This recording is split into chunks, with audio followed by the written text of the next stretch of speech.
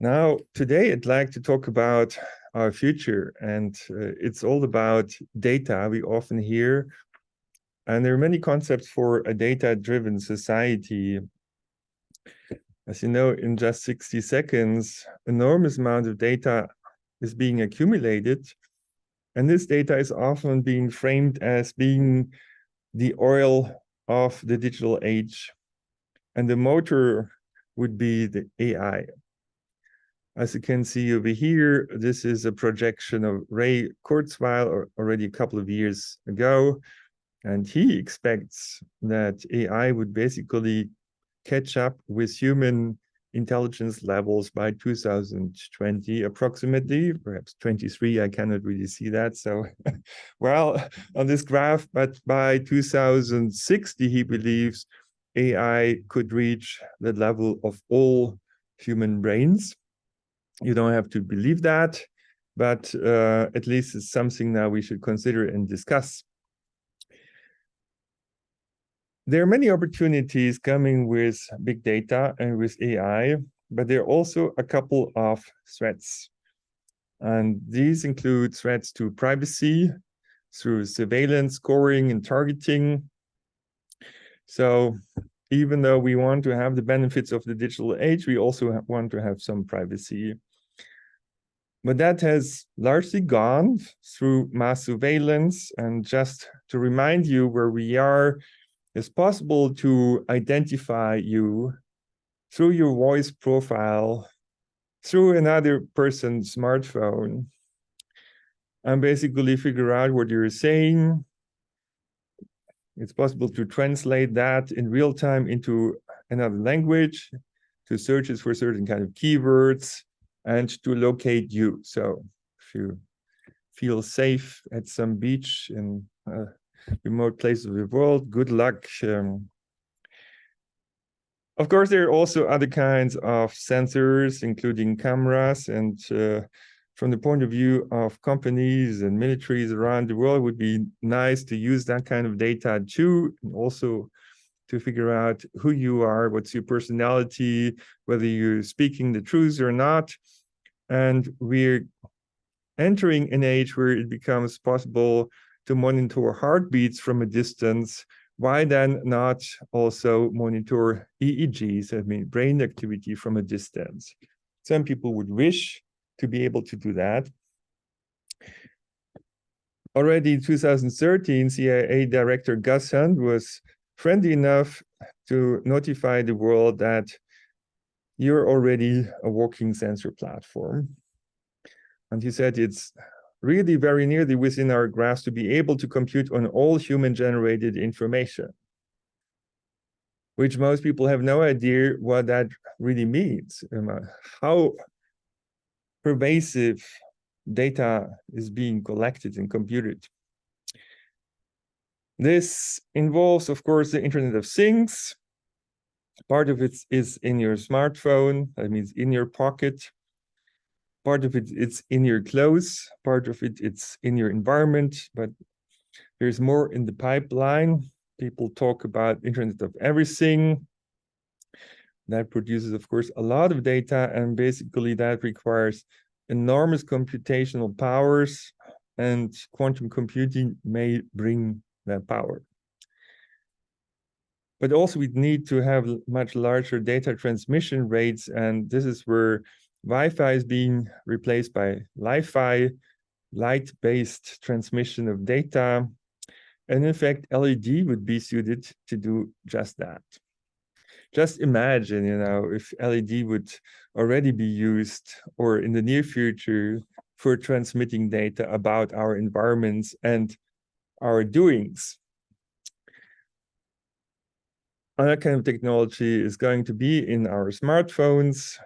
And it's interesting also for what is called optogenetic control of RNA function. Now, just think of the opportunities over here and of the enormous threats. I found this text over here in an information box of Akatech, one of the German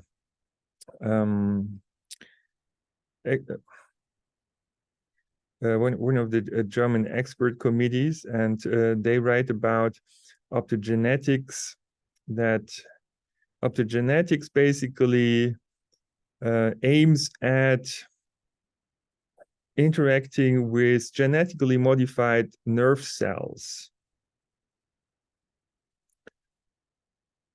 And you could imagine that what that would mean basically for the future of humanity.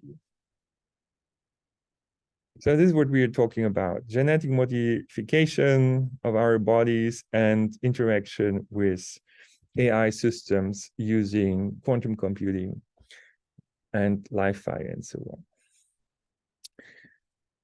Now, cybernetic societies is a concept that's pretty old. Already Norbert Wiener has been thinking about it. So the idea is that basically systems could be controlled through information feedbacks. And there's been some experimentation with that already for a long time. You've heard about the CyberSyn, basically a control room that was collecting as much data as possible. At that time, it was still little data, but already quite revolutionary in terms of what it could do to run the economy. And now, of course, time has passed and things have changed quite dramatically given the exponential acceleration of digital technology. And we are going to enter, most likely, what people call Society 5.0. Most people have not heard much about it or never. And the question is, what is it? It somehow is related to Industry 4.0, which will bring us Society 5.0. And the scale of that transformation needs to be compared, according to those people, with the transitions from the hunter-gatherer society to the agrarian society, and from there to the industrial society, from there to the information society. So that will be the past, like the Stone Age as compared to what Society 5.0 will be.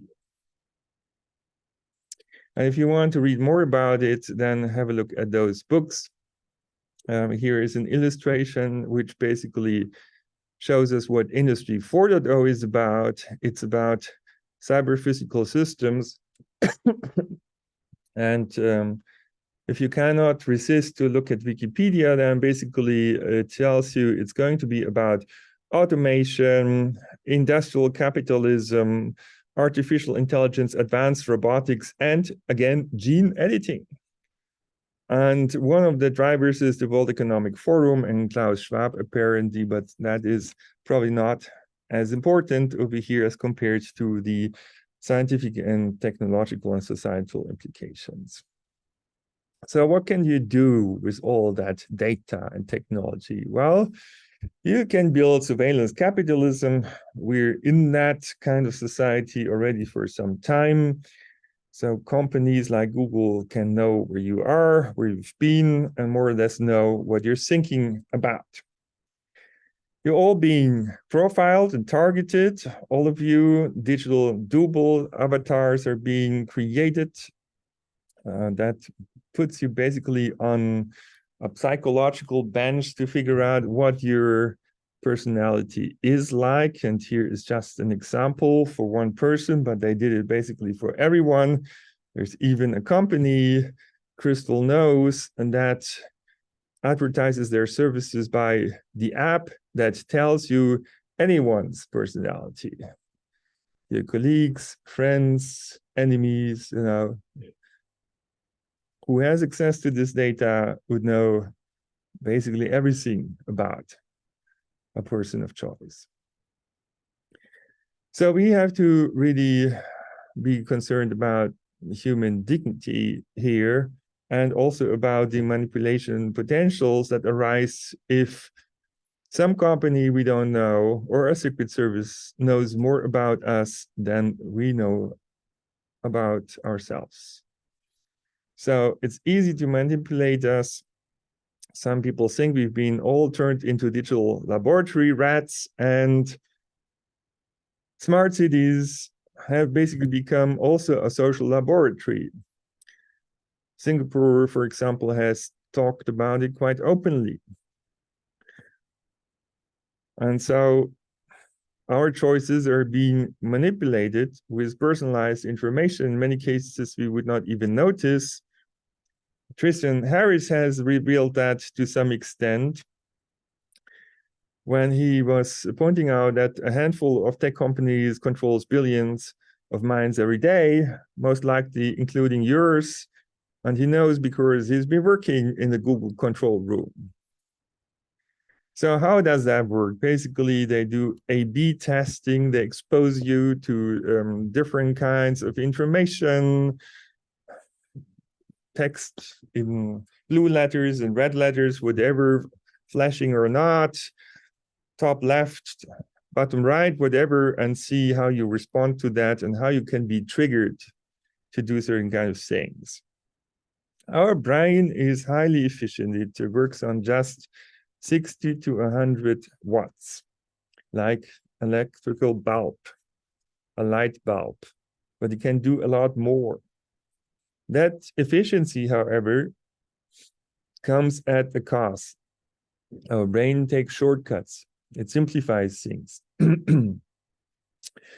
And that can be used basically to trick people, to hack our brain in a sense. And this is what, in particular, the GCHQ has been interested in. So they have basically created digital triggers for all those cognitive biases to trick people systematically.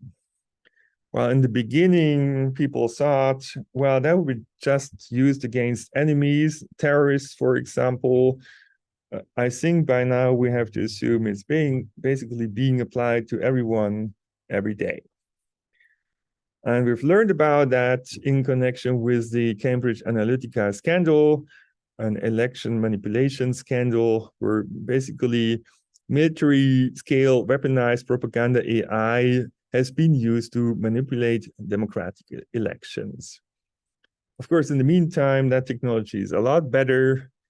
And we cannot assume, unfortunately, that it's not being used to influence people's minds.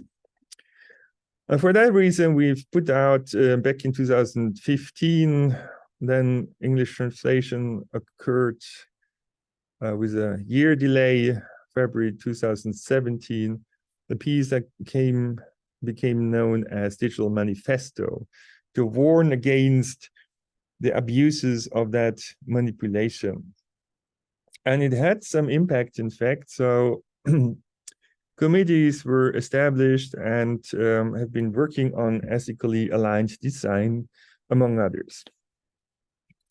Besides manipulation, there's also censorship. Propaganda has also reached new scales. And basically, we have arrived in what some people call the fact-free world or post-fact society, where basically systems can put words into people's mouths in a sense and could make people believe that you've said something that you've never said. Could make apparently your mother call you on the phone, even though she's dead. And same thing with videos. Basically, you can manipulate them in real time. On top of this, as I said, you can manipulate the voice. So basically, we're arrived in what we call a deep fake age. Even that advertisement video for Meta, apparently by Mark Zuckerberg, seems to be, according to my assessment at least, by an avatar.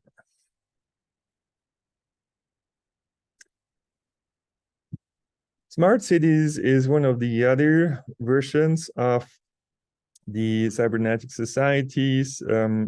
City life is put under a microscope, but some people have become quite concerned about it. Could cities really be run like a huge machine? Could they be automated like supply chains or an entertainment park? We don't think so. We believe that this neglects really important things, including the complexity of living systems. And for that reason, we've put out this recent paper on the role of complexity for digital twins of cities. Of course, that applies also to digital twins of health or the ecosystem and so on and so on. Then there are systems based on citizen scores, not only in certain Asian countries, as some people have become alerted about, but also in Western countries, such as the customer lifetime value. And already many years back, actually, Martin Schulz, when he was still president of the European Parliament, was warning us of technological totalitarianism, and that we need to fight against that now.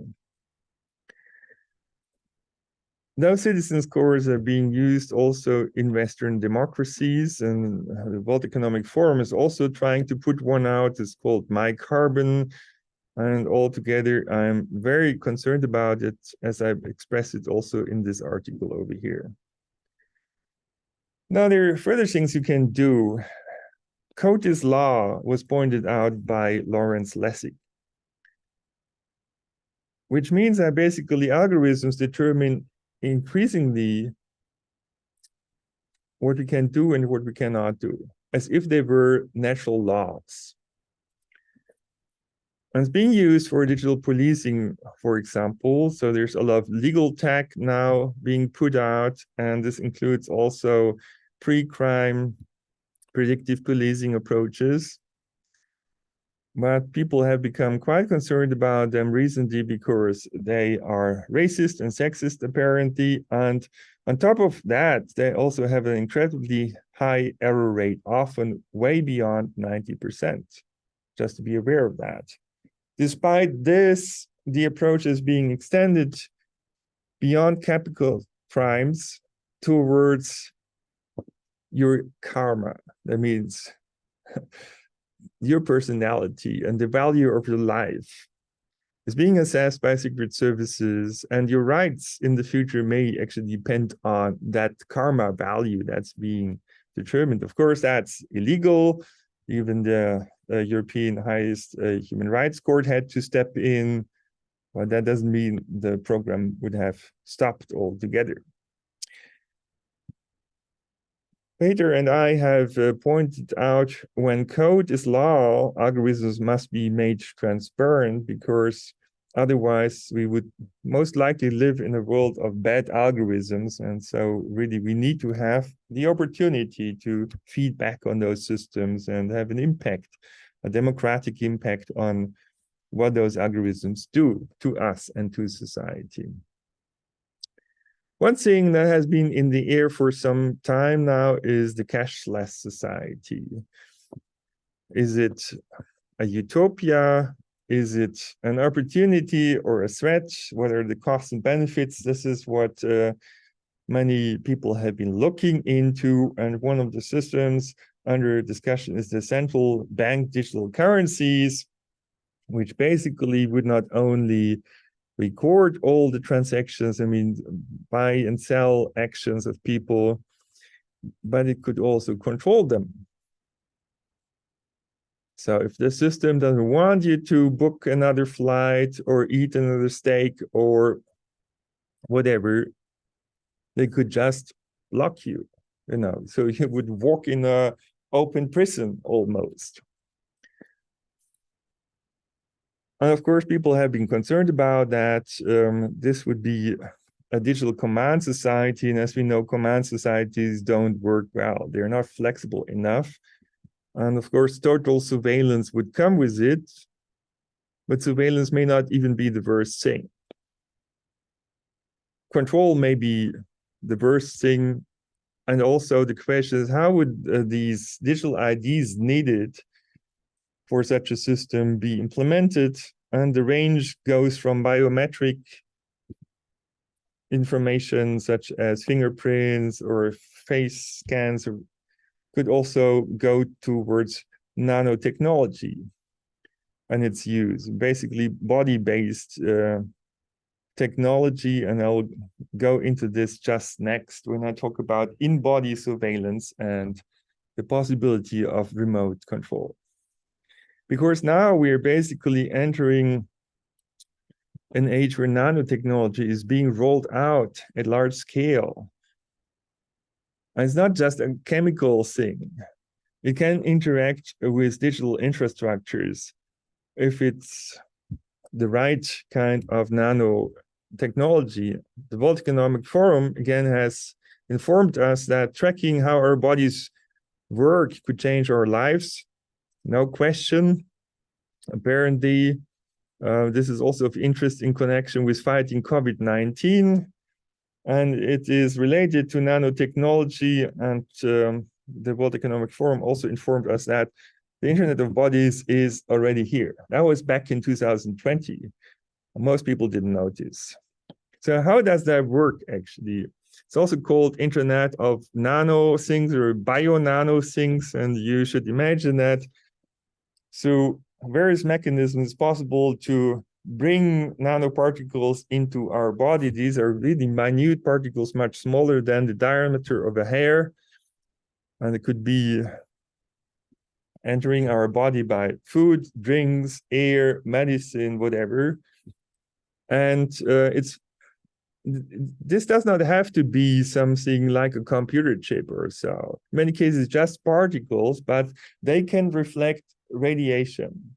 And by reflecting radiation, it's possible to read out data from the inside of our body using devices that could also be smartphones, for example.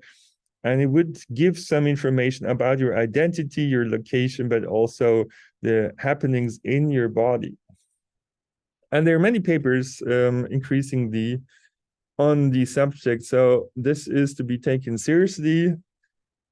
There's science and technology behind, and obviously the military is very much interested in that, and also the pharmacy industry as well. And particularly it's of interest for neurotechnology. So you may remember the BRAIN initiative that was put out back in 2013 by Barack Obama. And this seeks to understand the inner workings of the human mind and to improve how we treat, prevent, and cure disorders of the brain. And in scientific papers, you can read about the brain activity mapping project. And it says that nanoscience and nanotechnology are poised to provide a rich toolkit of novel methods to explore brain function by enabling simultaneous measurement and manipulation of activity of thousands or even millions of neurons. And that's called the Brain Activity Mapping Project. And already back in 2013 or so, or 15, I don't remember exactly, we've been able to learn that data would double not only every year, which means that in 1 year, we would produce as much data as in the entire history of humankind before. We would have a doubling every 12 hours. Every half day, we would produce as much data as all the time before. And why is that? Because of human brain indexing. So, it would start at some point in time. And you should assume that this would be in operation at some point in time. And so people do think about human brain cloud interfaces and about neurocapitalism, which is basically the successor of surveillance capitalism, where it's not only possible to know what you do and what you want, but basically to shape what you do and what you want. And we think this is very concerning, even if those who are in control of such a system would have the very best intention. It wouldn't mean that there wouldn't be any accidents or disasters, or it could end very badly. And that's why Marcelo and I have written a paper about converging technologies and that they need international regulation. And we have worked out 10 principles that need to be considered. At least in order to make sure that this technology will be working for us and not against us. The next ethical red line is basically militarization of bodies and minds. If you would be working for the military, then of course you would think in terms of control. And the idea is that you could basically control the world through a war room if you just had enough data and enough powerful AI systems. And this has been worked on actually for many years already. And one of those systems is called the sentient world simulation. It's perhaps the reason, or one of the reasons, for the mass surveillance that we've been faced with. There's also some scientific papers, but altogether they did not talk too much about it. Just we know it's being used for psyops on country scales, perhaps global scale by now. It's being used to prepare warfare, and this is happening, and it's happening in particular also in the Netherlands. So have a look at this article over here to see just how invasive those technologies are, and to figure out that this is also being done in so-called peace times, and it's being applied to everyone, and everyone is being made part of that propaganda warfare. So you're being used against your friends, basically. It's illegal. Politics did step in the Netherlands. It did not step in Germany, Switzerland, USA, and other countries. So this is still happening, I would say. And just recently, I also found a lot of documents about cognitive warfare from recent times. NATO apparently is very much interested in this as the sixth domain, as they call it, besides land, water, air, space, and digital. Our thinking is basically one of their battlefields. So we have to ask ourselves, is our civilization being replaced by a militarization? You know, and would that be a society worth living in? Would we really like that? Is it a good idea? I have my doubts for many good reasons. Apparently, that warfare is already happening. Also, including the use of nanotechnology. Just have a look at that discussion over here. And to warn of all of this, we've put out also a paper on nano wars and what some of the implications would be for the world. Now, that's not the only red lines that are being crossed these days. Also, the right to life is being questioned by trolley problems in triage. The argument is that the world would be overpopulated, unsustainable, and predictions are that death rates would be skyrocketing in a couple of years before basically the economy would break down with kind of the consumption of oil and depletion of oil. And that would imply all sorts of ethical dilemmas. People have been publishing about that and basically suggesting to apply something like triage. There's been even in Nature publication called the Moral Machine Experiment. I think it's the most immoral idea I've ever seen. And just before COVID-19 broke out, there were 11,000 scientists who apparently called for population control in favor of getting control of climate change. That can be coincidental, of course, but shortly later, doctors were using AI to triage COVID-19 patients. And We've been warning of such developments already back in 2017, and again and again and again. Also, Peter was involved in some of those pieces, and we've published about triage 4.0, test algorithms and technological selection. I think this is a very worrying development. And also the entire projections about overpopulation could be entirely wrong. In fact, we don't know very well how things will evolve. And only very late data would tell us when there would be a saturation effect. Now, 3 years later, you can read on the news that basically the population bomb that many people have warned of for decades may never go off. And so all that discussion about trolley problems in triage maybe just have been, I don't know, a psychological aberration or whatever. I mean, very concerning in any case. And then another red line is when it comes to the future of humanity, or perhaps there wouldn't be a future because of transhumanism. Some people will think that basically humans would merge with machines, so we would upgrade ourselves with technology, would become cyborgs, and eventually perhaps superior machines. And so we would end up in what they call Gaia sapiens. I find that very disturbing. I will tell you why. Not only because we could not distinguish man and machine anymore, perhaps at some point in time, and humanity altogether would be at stake.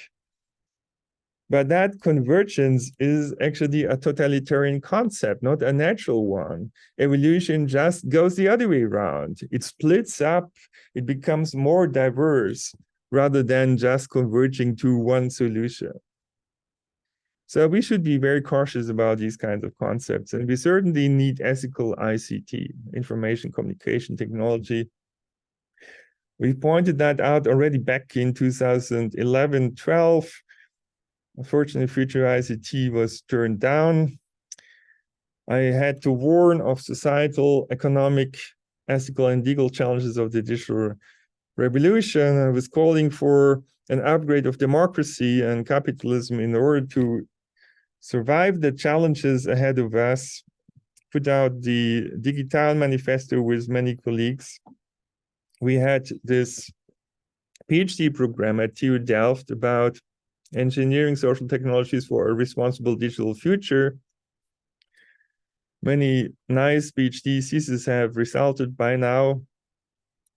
And we've been pushing together for a value-sensitive design approach. We've been pushing for peace rooms rather than war rooms. And the articles will explain you what the difference really is.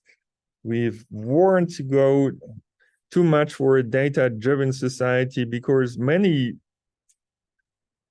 qualities that are important for people, like human dignity, friendship, love, consciousness, freedom, and so on, creativity, cannot be well quantified. So they would be kind of squeezed out of a data-driven society. And what was supposed to be a digital paradise may just become inhumane. We pointed out that we need platforms for informational self-determination, have made proposals how they could look like and work. We've demanded to build digital democracy. We've put out a paper how to do that, democracy by design. We have pointed out again what are some of the important values that make up democracy. We've called for platforms that would support collective intelligence to allow us to bring the best ideas of many minds together. And this requires certain kind of procedures and mechanisms to allow collective intelligence to thrive. In particular, people should not be manipulated in the initial information and solution exploration phase. It's known that diversity is important for good solutions, better solutions, not only for innovation and resilience and also wealthy societies. We've also come up with proposals how to incentivize adding new perspectives and new information to come up with better solutions. So we basically turned the minority report paradigm, which is of course a totalitarian top-down paradigm, around and made minorities as a crucial pillar of that collective intelligence approach in a bottom-up way. We do think that, yes, of course, in these times, many processes can be automated in a data-driven way, but we shouldn't do so to some extent. At least we should make sure that there would be opportunities for free choice. So we should be offered a choice of diverse good solutions. We should not spend much time on bad solutions, of course. But it's important really to give people still the opportunity to determine their future and to create the future of society. If you want to read a bit more, here are a couple of books. And I'd like to end on a few notes how to make the society more sustainable in a participatory way. Most people agree that we're living in a wasteful society, which is not sustainable. A lot of fresh resources are being thrown away too early rather than recycled or reused. So if we had a circular economy, we wouldn't have all the trouble of unsustainability, but how to get there. And apparently, we haven't been successful enforcing it by laws and rules. And so perhaps we should build on self-organization and co-evolution. And we could do that by using digital technology in a different way.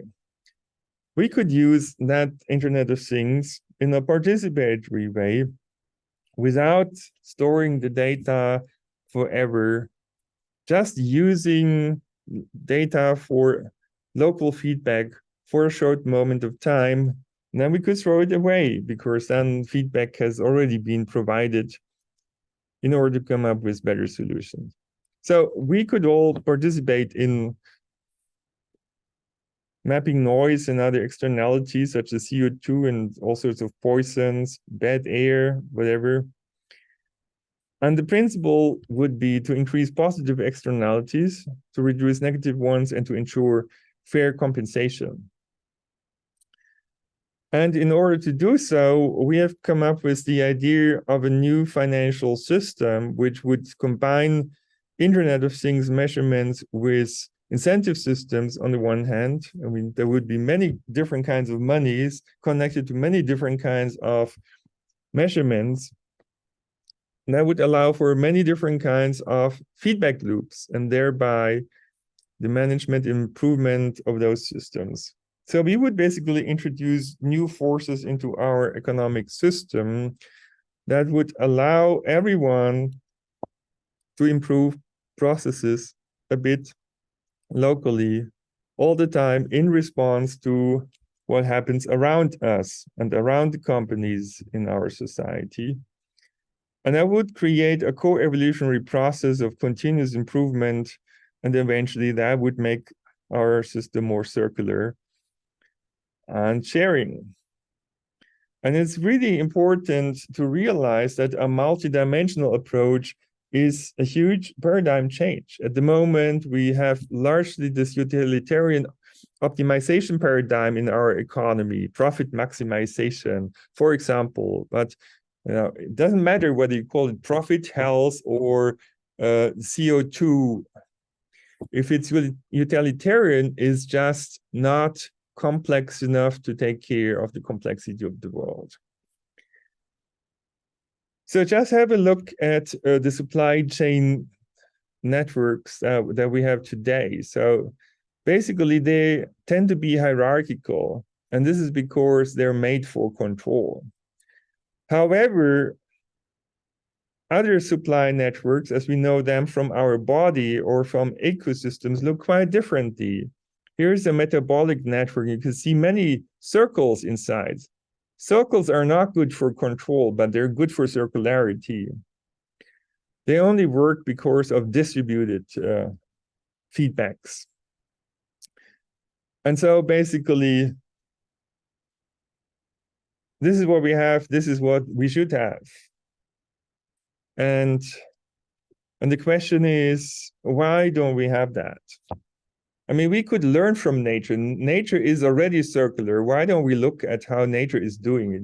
Nature doesn't have a centralized computer that tries to come up with an optimal solution, tries to impose that on the entire world.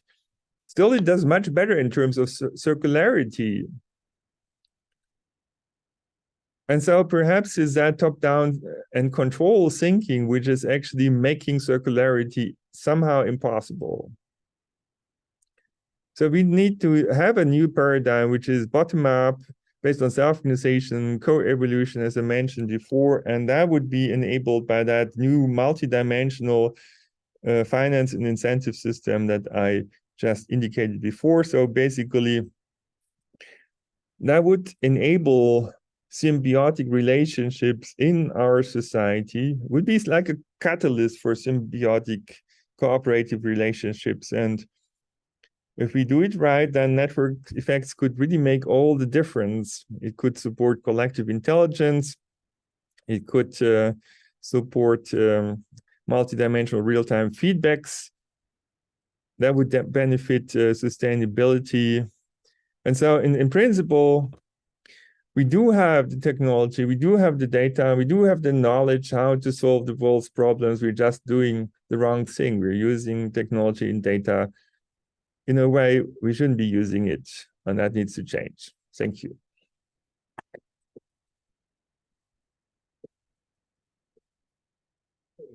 Thank you very much for the presentation. And now the floor is open to any questions. Yes. Questions, a very interesting presentation. My question is when, for example, like when the government is paying personal sickness, the government aims to change the behavior of the people to be a better movement, for example, for making decisions or sustainability. Is it categorized also as manipulations? Because they, I don't know, the intention is good actually to change the behavior of the people, but the thing is kind of manipulation. Yes, I do think it's manipulation, and I am concerned about it because it really assumes that some people would know what's good for the world and good for people, and other people would not know. You know, so basically the military people in the control rooms, the social engineers in control rooms of companies, whatever, they would think they know better than academics in this room. They would try to interfere with our life and, you know, control what we're doing while we're trying to create a better world at the same time. So, you know, this is just creating a big mess, I believe. I can tell you this, I mean, the biggest disasters in world history have happened when people thought they would know what is best for people. You know, like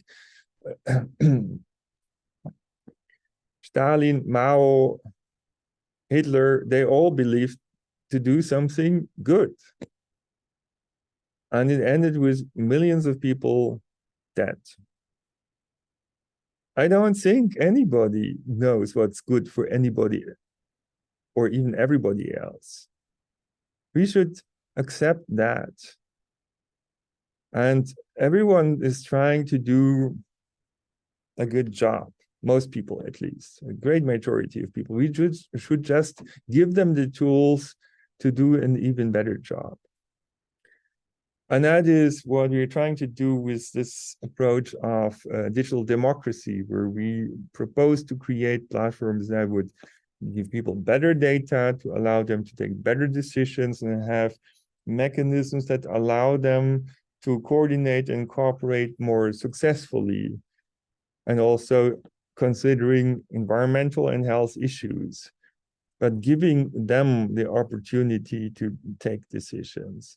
I don't think we should leave it to anybody, be it politicians, military, or companies, to decide what is best to do in our life and how we should live. I think that ends in dictatorship in a dystopian world. And I think some of it can already be felt today.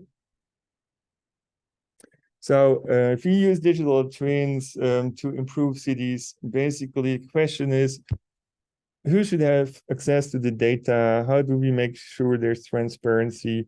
How do we make sure there's democratic possibilities to improve that platform, smart cities platform? How, what else? How do we make sure that digital twins create opportunities for self-organization? This is important, I believe, to create cities that would be felt to be our cities and to be offering a high quality of life. I think there was a question from you.